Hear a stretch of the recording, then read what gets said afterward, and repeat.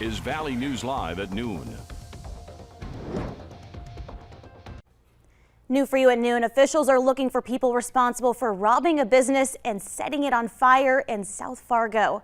Fire crews were called to FPN Gaming this morning for reports of a fire. The business owner tells us someone broke into the building overnight, stole items from inside, and then set the building on fire. That fire was eventually contained and put out. Meanwhile, Fargo police also need your help finding an apartment burglary suspect. Police say this guy, pictured on your screen right now, broke into an apartment in the 400 block of 7th Avenue South this past March. Police say he got into a lockbox and stole several checks. If you have any information about who this person is, call police. You can find his picture again and the police tip line on the VNL News app. Also new at noon, an antique camper, car, and lawnmower are destroyed following a shed fire in Wadena, Minnesota. Police say it happened this past weekend at the Wadena Flea Market along Highway 10. The owner says he was welding in the shed when a spark hit some spilled gas and started the fire. Crews put out the flames but then had to be called back when it reignited. No one was hurt in that fire. To the weather, blue skies and sunshine. Let's check in with Summer Schnellbach with a quick look at the forecast as we kick off a somewhat quiet week. Summer? Yeah, we're definitely starting off the week on a quiet note. No complaints over here, and thankfully we have lots of sunshine. Here's a time lapse from just the last couple of hours this morning in South Fargo. Not a cloud in the sky, that traffic rolling along just fine. Right now, temperatures have quickly warmed from the 50s into the 60s. We're at 66 right now in Fargo and in Grand Forks, as well as in Fergus Falls, Jamestown 63, Bemidji at 62 right now, and 61 in Devil's Lake. We do have a few clouds trying to work their way in to the southeastern corner of the state with some rain showers off to the far west. That's primarily situated along a stationary front that brought some showers last night as well. So coming up in your hour-by-hour forecast, I'll time out when the stationary front will start to move a little bit and when we could see some upcoming rain chances in the forecast. JC. Thank you, Summer. It's bad and getting worse in northern Minnesota, where floodwaters are higher than they've been in 70 years. In International Falls, they're rushing to build a clay dike around the city's water treatment plant.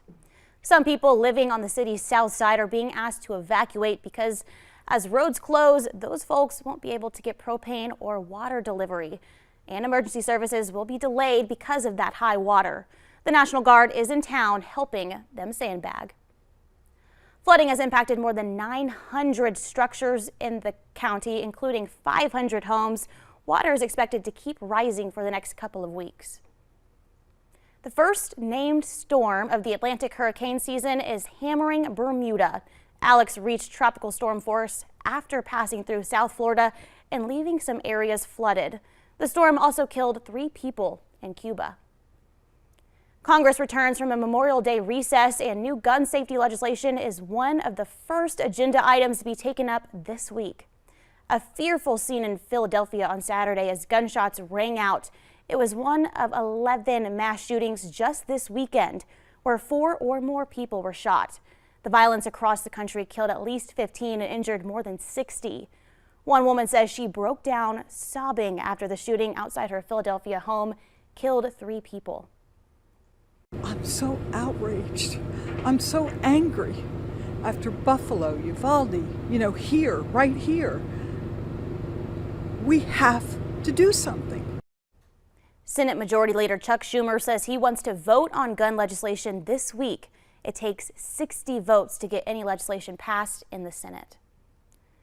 For the first time in weeks, the Ukrainian capital of Kyiv came under attack by Russian forces. Russia claims their missiles destroyed tanks and other armored vehicles supplied by Eastern European countries. The missiles hit a train car repair shop with no military equipment inside. The airstrikes comes just days after the U.S. announced it would send $700 million in military assistance to Ukraine. At least 50 people are feared dead, many of them children, after a mass shooting inside of a church in Nigeria. Officials say armed men entered the Catholic Church during the morning service, opened fire on the congregation, and set off explosives. The priest was also kidnapped. Officials say the identity and motive of the attackers remain unclear. Crowds gathered to watch the sun rise over Omaha Beach in Normandy, France today for the 78th anniversary of D-Day.